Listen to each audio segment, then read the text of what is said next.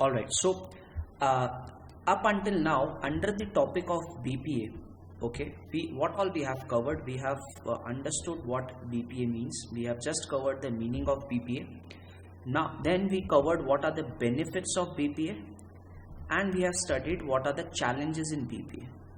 We have covered these three topics. Okay, now the next topic that we have to understand is what are the different business processes that can be automated or should be automated. We are just going to understand few examples of certain kind of processes that can be automated. Okay, so the point is which business processes should be automated. So examples of few processes, examples of processes which are suitable for automation, which are best suited for automation. Okay, so those processes we are going to understand. Examples of processes suitable for automation. This is our fourth topic for BPA.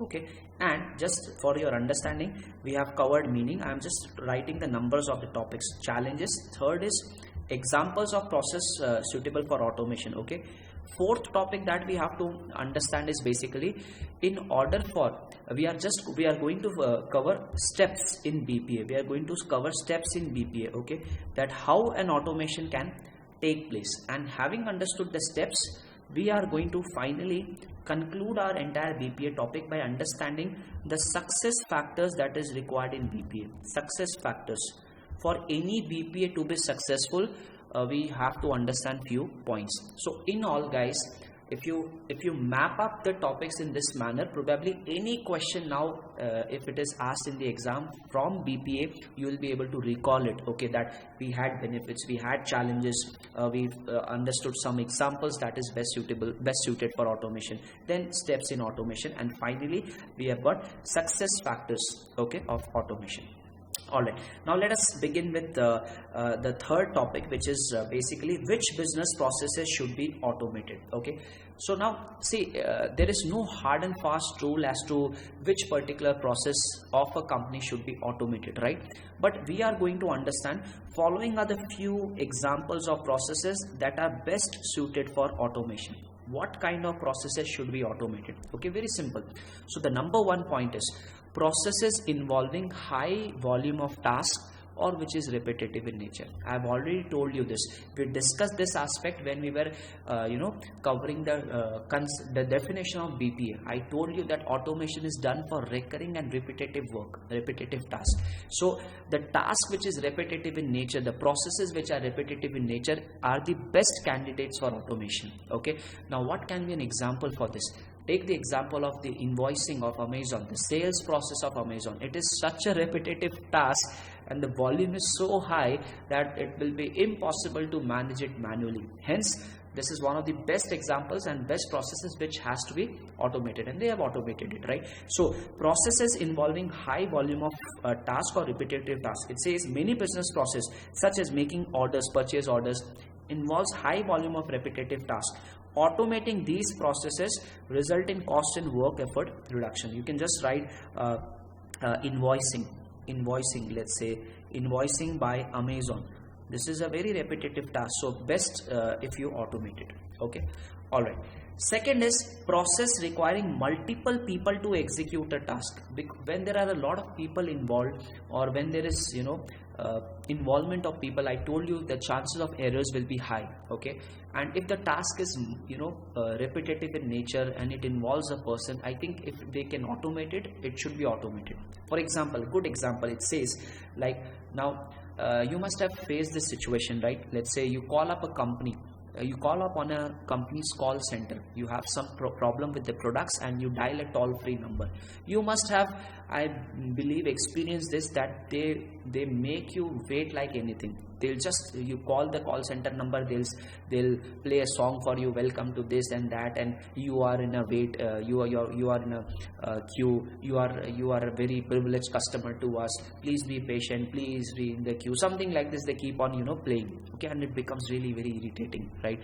Why does this happen? Because they have, let's say, limited set of people catering to the problems of the customers, right? So probably all the customer executives are busy, all the customer care executives are busy attending to other customers, and that is why they put you on hold, they put you on in a waiting line. Okay, now for tasks like these, where it becomes very annoying as a customer to wait for so long, so what they have done is, if you have heard about chatbot. How many of you have heard about chatbots? Do you know chatbots? Has anyone heard about it? Yes. Yeah, yeah, your food is not on time. In Swiggy it is there, in Uber it is there. So what happens now is, if you have any problem, rather than calling a call center and a human basically answering your queries and resolving your issues, the common issues which probably almost all customers might face or are facing, it is handled by the robots. It is handled by the chatbots. The chatbots is basically a messenger system, a chatting system, which addresses to your queries in such a manner that as if they are humans. You must have experienced this, like if your food is not on time in Swiggy, or if they deliver wrong food, you just immediately lodge a complaint and they quickly try to resolve it. They try to answer your problems immediately, right? And if there is something which is totally exceptional, the chatbot is not able to resolve it, then perhaps they transfer your query to a customer care agent, a human being basically, right? So in Uber also, let's say if it so happened with me that I wanted to complain against the driver, the car was in a pathetic condition, so I just can go to the chat box and lodge the complaint there. I don't need to call up the customer care and first wait and then wait for the customer care representative to answer my call and then to respond. No need. Alright, so the processes which require multiple people to execute tasks. Now, for example, help desk services. Automating these processes result in reduction of waiting time and in cost. So the customers don't have to wait for longer period of time. Okay, so this we are just understanding, guys. Again, let me tell you that there is no hard and fast rule as such that these are the processes that have to be automated. We are just considering some examples of processes that are best suited for automation. Okay, so we have covered 2 points: processes involving high volume of repetitive tasks, processes involving multiple people, okay, or wherein there is a lot of waiting time involved. It is better to automate the same. Third, time sensitive process. Now, what do you mean by time sensitive process? Okay, now if I put it in a very simple term, okay, let me first give you an example. Okay, share market. Let's say you are interested in trading, or maybe you invest in the share market. Okay, now what used to happen earlier, I seen my father and my uncles doing trading, and back in the old days when I was in school, let's say when there was no television as such, or when there was no current, when there was no system wherein you get the live pricing of the shares. How they used to trade, the next day the Economic Times we used to have, okay, any business newspaper wherein the share price of all the shares were printed, and they used to take decisions on the basis of that. Now imagine the time gap. The price that was used for closing the previous day, they used to basically take the decisions on that. But now things have changed. Okay, now again, let me take you to the era of, let's say, when mobile apps was not very convenient, or maybe not very user friendly to use, or maybe the concept of mobile apps was not there. Again, then when I have to place an order, let's say, of buying a share, I used to call my the financial broker. Let's say I used to call my broker and I used to tell him that, okay, buy 200 Reliance. Okay, but then what used to happen, by the time I call him, he receives the call and he buys it, the share price again changes, because how the frequency with which the price keeps on changing, right? What I'm trying to tell you is, when your processes are very time sensitive, it is better to automate them. Now with the help of apps, what happens, you see that, okay, this is the current live price. You just press the buy button, give the quantity, and damn, it is done.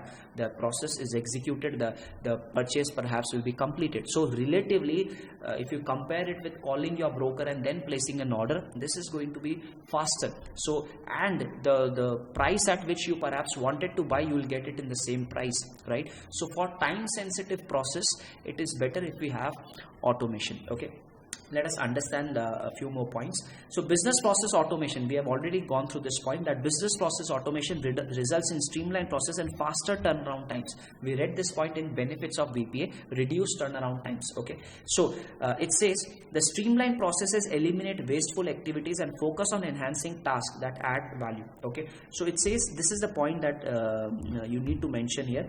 Time sensitive processes are best suited for automation. Okay, and I told you the example of share market, etc. We have certain more examples here. For example, online banking system, railway or aircraft operating. Now please understand this. Online banking system, it sometimes so happens, no, right?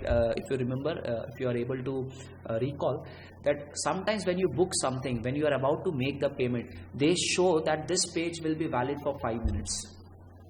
Does it happen or not? You need to complete the payment process in 5 minutes. Why do you think this happens?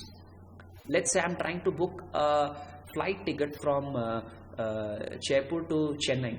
Okay, and I chose my seat, I have done everything, I have chosen the flight, I have chosen the correct dates, I have chosen the correct destination, and I need to now make the final payment. So they just allow me few moments only for making the final payment. Why? Yes, absolutely. If I don't make the payment quickly, probably I'm blocking the seat which other customer would have bought, right? If I'm deciding should I go or not, it's been 1 hour, it's been 2 hours, I've blocked, I've just given my name. So if Indigo follows this structure that okay, you will allow you to think, it is going to lose its business, right? This is something very time sensitive. Probably you'll not be able to think till the day your flight is about to take off and you don't book. Then obviously if Indigo doesn't let you book, if Indigo doesn't let other customers book because you are waiting and you are deciding, it is going to be loss for them. So for these kind of processes which are time sensitive in nature, it is better if there is automation. And if you see that if you are not active for 5 minutes, or if you, let's say, are not able to make payment within 5 minutes or 3 minutes or 1 minute or whatever their standard time is, okay, you'll have to perhaps redo the entire process again. You have to select the sector, select the dates, enter your name, and likewise. Okay, so again, the point of discussing these examples is basically that automation is best suited for time sensitive process. Okay, all right, again we have one more point, fourth point: processes involving need for compliance and audit trail. Processes involving need for compliance and audit trail. Now audit trail is a word perhaps which you are not going to understand now, but we covered this word in audit also, and in the later stages of EIS we are going to cover. But for the time being, in order to make you understand this point, just imagine audit trail as logs. What is log? I'll just tell you. So the heading is processes involving need for compliance and maintenance of logs. Now please understand this, that what is a log? Log is basically record, nothing but record. Okay, now for example, if I give you you must have seen that like in my apartment here, okay, if any guest comes in, there is a security guard sitting there. He has a register.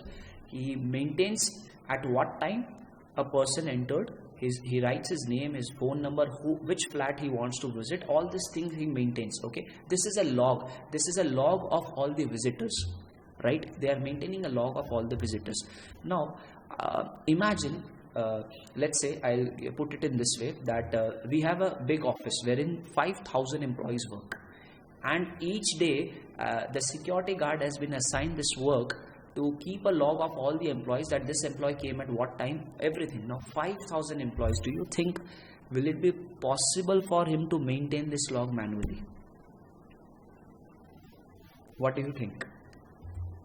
Will, if he let's say we keep 10 people also, even if they try to maintain the log, there might be a lot of errors. Okay, so now what has happened is, it is better if we automate this process, and this process has been automated. You must have seen now in all the organizations there is a device with a thumb placed with a place wherein you can put your thumb. Biometric devices are there which helps in recording or your logs. When you put on your thumb or your handprint or your eye scan or face scan, whatever it does, it recognizes you and it understands, okay, this is the time in which you have come. Okay, so now what is happening, that everything is automated, and each employee perhaps just has to punch his or her card, or maybe put his thumb and just go. So all the details will now be recorded. recorded. So what I'm trying to tell you is, all those transactions, all those types of processes wherein you need to do a compliance, wherein there is a need for compliance, and where there is a need to maintain records or logs, where there is a need to maintain records or logs, it is better to automate them. Okay, more examples. Let me give you more examples. Now, for example, in a bank, you do so many transactions in an entire year, right? Now, let's say I have an account in Union Bank and I want to check that on let's say 31st March 2018, okay, I did a transaction, okay, I want to check the details of the same. Will I be able to do it? What do you think? Will I? No. Okay, that differs from obviously bank to bank, but yes, of course. Okay, let's say I go to the branch. Will they be able to tell me the details? Will I be able to generate a statement, yes or no, of my account? Yes, I'll be able to. And in that statement, perhaps they will have all the details as to whom, or let's say as to when I withdrew. Let's say I've withdrawn that amount. Okay, from which ATM did I withdraw, or whether I withdrawed, let's say I used my self check to withdraw the money, or I used an ATM. If it was an ATM, probably the location of ATM, the time when I withdrew the money, everything will be there. Yes or no? This is nothing but maintaining of records, maintaining of logs, and this is only going to be possible, guys, when there is automation. It is not manually possible, right? So what I'm trying to tell you is, all those processes wherein you need which involves need for compliance, which requires need for compliance and audit trail. Now, it might so happen that there is a law which requires all the bank to keep record of all the transactions. So now, in order to comply with this law, there has to be an automation. It cannot be maintained manually, right? So let's understand the point. With business process automation, it says every detail of a particular process is recorded. When I say every detail, for example, I initiate a sales process, okay? So who initiated the process? At what time, on which date was the process initiated, okay? Which computer was used to initiate the process, okay? Everything will be maintained, and this is how actually the transaction log is maintained. In simple words, guys, if I talk about logs, okay, all of you must be having Facebook, right? You just go to the settings of Facebook and you check your activity log. You will be able to see all the things that you do on Facebook, that a log is maintained. If you log in today, it will show you that you logged in using this device from this location at 9:22 p.m. Okay, and after logging in, you liked this picture, you commented on this picture, you shared this post. All the logs, right from, let's say, inception of Facebook till from the time you had your account, everything you will be able to see. So they have maintained a record of all the transactions done. It would have not been possible to maintain such a huge record manually. So if law requires us to, let's say, maintain such kind of records, then automation will be needed. Is this point clear to everyone? Yes? All right, great. And last point, what is the topic that we are covering? We are just covering that they may ask you a question, what is BPA? Explain some examples of processes which is best suitable for automation. Okay, so we have covered 4 points. We have covered processes involving high volume of task or repetitive tasks, processes requiring multiple people to execute the task, processes which are time sensitive in nature, processes where there is a need for compliance and audit trail, wherein they are required to maintain the logs. Okay, and lastly, processes having significant impact on other processes in system. Now, just take in the introductory session, I gave you an example that I was a sales manager. I got an order and I happily came to the office so that I'll tell my manager that yes, I have got the order. Okay, but I was from the marketing and sales. I had no connection, no communication with the production and manufacturing department. Okay, so the moment I got the order, they realized that they don't have the raw material. Now there is a tense situation in the entire organization. So what I'm trying to tell you is, when one process, let's say the process of getting the order, has an impact on other processes in the organization, it is better to automate them, so that the moment I got the order, or maybe I would have got the order only after seeing that the manufacturing team, the production team is ready for such a huge volume of production. Okay, so in simple words, guys, when one small process of an organization can have an impact on other process in the organization, there needs to be coordination basically, and this coordination, this integration can be achieved only through automation. So processes having impact on other processes, these type of processes should be automated. They are the best candidates for automation, right? So let's understand the point. It says some processes are cross-functional. When one process has an impact on other process, it is known as cross-functional. Okay, so some processes are cross-functional and have significant impact on the other processes and systems. Okay, so in cross-functional process, different departments within the same company work in hand in hand. Now this entire order that I got, okay, it will impact, the manufacturing team will also have to work in order to execute the process. So this is a cross-functional thing. I need to make a sale, so this is a cross-functional thing. The sales team, they get the order. The manufacturing team, they are going to manufacture. The logistics team will also be involved in delivering the product. So it is something which is cross-functional. The entire sales process is cross-functional in nature. So please understand, the processes which are cross-functional in nature, it is better if we automate them. Okay, in cross-functional processes, different departments within the same company work hand in hand to achieve a common goal. So automating these processes result in sharing information resources and improving the efficiency and effectiveness of business processes. And this is what, guys, I discussed when I was teaching you the concept of EIS, that because of the problem that there was lack of sharing of information, the decision making were not good. So we had to come up with something wherein a lot of sharing of information can take place.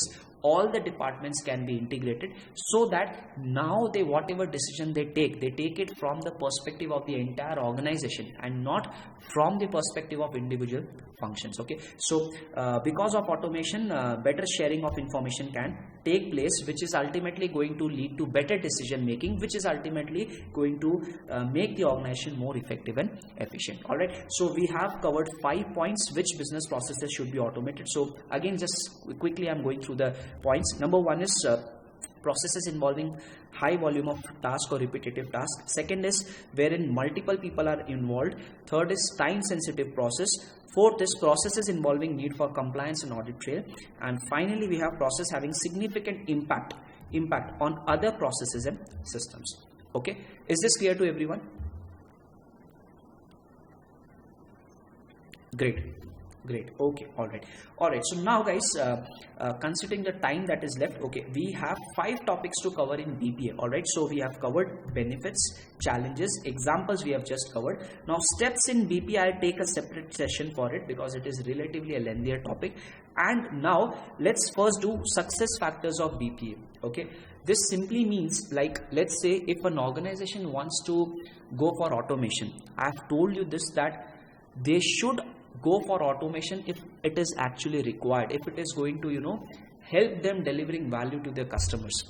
Okay, they shouldn't just go for automation blindly or just because their neighbors have also done automation. Okay, now if an organization does an automation, we have to understand certain factors which is going to basically contribute to the success of automation. Okay, so a very small topic, but it has been asked in the exam a lot of times. Factors affecting BPA success. What are the factors which should be there so as to make our automation successful? Again, I am repeating, what are the success factors in BPA? That simply means what are the factors that should be present so that our automation becomes successful. Okay, now it simply says the success of any business process automation shall only be achieved. The success of any business process automation shall only be achieved when BPA ensures the following. When automation ensures these 4 things. Okay, and we are going to take up 3-4 words here, which is going to be really important, because these words we are going to be using it in almost all the upcoming chapters. So be very careful, understand it very carefully. Okay, so what I'm teaching you right now is that success of BPA is dependent on these 4 factors. Okay, now let's say the factor number one is confidentiality. Okay, when you automate something, okay, the data, or let's say if you automate a process, okay, confidentiality should be maintained. This simply means that the data is only available to persons who have the right to see the same. Okay, if we automate certain things, like I'll just give you simple example. Let's say I had all my books of accounts kept manually. Okay, so when I keep the books of accounts manually, I probably, when we shut the office, when we go, I probably keep it in the drawer. Okay, and I go. Okay, so any changes, if let's say a malicious user, a malicious person, okay, a person with a bad intention wants to, make certain changes in my books, now what can be the possible route? He perhaps will have to sneak into my office. He probably might have to break in the drawer, okay, break the lock of the drawer, and then he will take out the books and he'll do all the changes and all. Okay, or maybe he just wants to see the books of accounts. Okay, so he'll just have to sneak into my office and open the drawer, break the lock, and he'll see the books of accounts. Okay, this is an example with respect to manual things, when books of accounts are maintained manually. But imagine now, let's say we automate the process of keeping books of accounts. Now everything is computerized. All my accounts is in system. They are in my computer, let's say. Now please understand, these days computers are connected to the internet. Perhaps if a person is really interested to check on your accounts, okay, there is no need now to physically access your computer. Do you agree with this or not? He might just hack into your systems from some other country also, and he might get access to your data. Do you agree with this? Yes or no? Yes. So now, will this automation, is this automation good? Is this automation successful? If an unwanted person, if a third party, if an unauthorized person is able to access my data, is this automation good? No. So what I'm trying to tell you is, an automation will only be called as successful if it is maintaining confidentiality. This simply means, because of automation, we'll have a lot of data and all now in our systems. Okay, so that data should only be accessible by people who are authorized to see it. Okay, so what is confidentiality? Confidentiality means that the data is available to only persons who have the right to see the same. Are you all clear with this word? Yes? Okay. Second point is integrity. Now what do you mean by integrity? Integrity simply means that there should not be any unauthorized changes in the data. Okay, so let's say I have automated my entire books of accounts. Any person from UK logs in and he makes changes in my accounts. Or let's say a particular debtor, he logged in and he removed his ledger from the system. Is he an authorized person to make changes? Yes or no? He is not an authorized person, but still is able to access my system and is able to make changes. So if this is the kind of automation that I have done, this is not a great one. It is going to be a failure. So please understand, if you want your automation to be successful, integrity has to be maintained. Integrity simply means that there should be no unauthorized modification in the data. There should be no unauthorized changes in the data. What is the difference between confidentiality and integrity? Confidentiality simply means your data should be accessible. It should be accessed by only authorized persons. Second is, the changes should be made only by authorized persons. This is what integrity means. Are you all clear with this? Integrity. Yes. So what is integrity? To ensure that no unauthorized amendments or changes can be made in the data. Okay, so I'll say a BPA is successful only when it is maintaining confidentiality, when it is maintaining integrity. Third point, when it is maintaining availability. Okay, let's say things have been automated. Okay, every data of or some let's say accounts, everything is automated. It is in the system. What if I am an authorized person? I am, let's say, the accounts manager. This is my accounts team here. They are not able to access the systems at all. We were the authorized people, but somehow we are not able to access the systems. Maybe there is a server crash, or maybe someone has changed all our user ID passwords. It might so happen. So again, if this happens, this simply means availability has been compromised. I was the authorized person to access the data, but now I am not able to access it. This simply means that my availability has been compromised. And if this happens, we will say that BPS has not been successful. So the third success factor basically for your BPA to be successful is, basically availability. That data or the systems should be available to the user, to the authorized user when required. Okay, so what is the third point? To ensure that the data is available when asked for, whenever he asks for the data. Okay, 3 points. Now I'll just take it up. Okay, I'll explain the 3 points again to you. Okay, now the fourth success factor is timeliness. Now let me just give you an example. Okay, now let's say our institute, they have automated the process of declaration of results.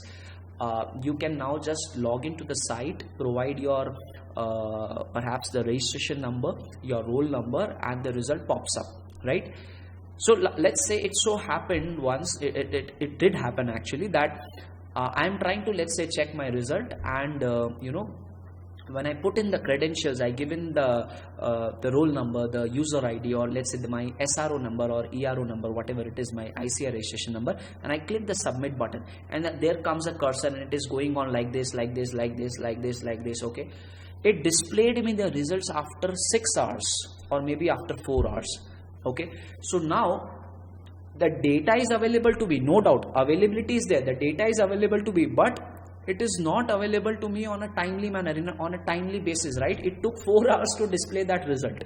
So we don't want our automation to be such that it displays you it is giving you the information, availability is there, but then availability of information has to be on the right time, right? So please understand what is timeliness, to ensure that the data is made available at the right time.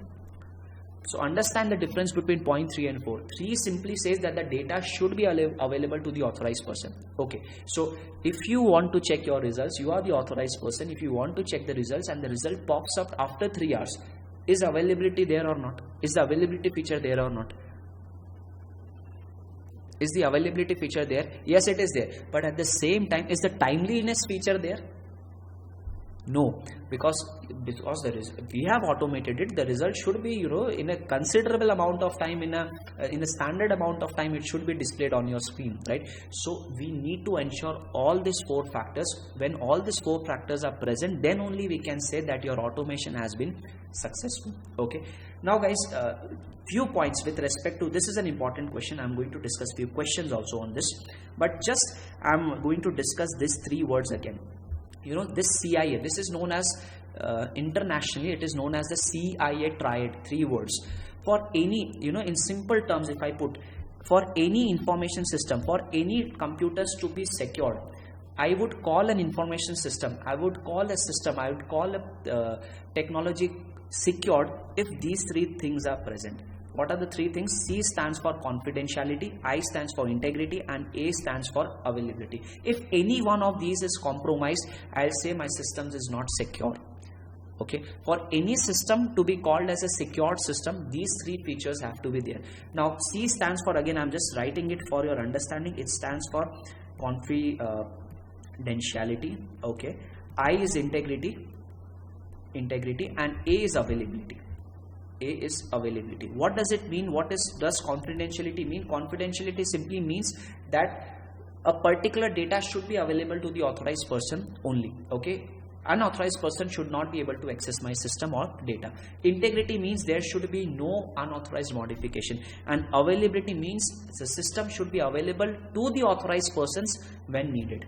Okay, so please understand that in order for any system to be called as a secure system, in order for any system to be a secure system, we need to have these 3 features: confidentiality, integrity, and availability. If any one feature is compromised, okay, we'll say that the system is not secure. All right, but we'll discuss this later in the controls part also. But for the time being, what is the question that we have just covered? What are the factors affecting BPS success? So confidentiality, integrity, availability, and timeliness. Okay, so guys, we are done with few topics of BPA. One major topic which is left is steps in BPA, which we are going to cover in the next session. But before that, I would like all of you to go to this particular point here, practice questions. Okay, and let us just quickly go through the question that we have just covered. Explain business process.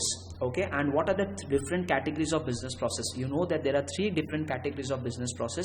First is operational, then we have support and management process. Okay, then there is a topic given here, a good question. Let's say BPA is a tactic. Is the tactic a business uses to automate processes to operate effectively and efficiently. Explain the parameters that should be met to conclude that the success of any business process automation has been achieved. What should be the answer for this? It says, explain the parameters that should be met to conclude that success of any BPA has been achieved. CIA and T also, right? CIA and T, 4 factors: confidentiality, integrity, availability, and timeliness. Okay, explain the benefits of BP. How many benefits we covered? 7 benefits. We have 7 benefits. Okay. Now, every business process is not a good fit for automation. You all know this. So explain 4 examples. Now they have clearly mentioned. Explain 4 examples of business processes that are best suited for automation. Please delete the word not. Explain 4 examples of automation of business process that are best suited for automation. So we covered the processes which are highly repetitive or has high volume, where there is a lot of human element involved, or which requires you to maintain compliance and audit trails, which is time sensitive, a process which has an impact on other processes. All these are examples of processes which can be automated. Okay, all right. So we have covered, guys, 4 topics, and these 2 questions are with respect to steps in BPA, which we are going to cover in the next session.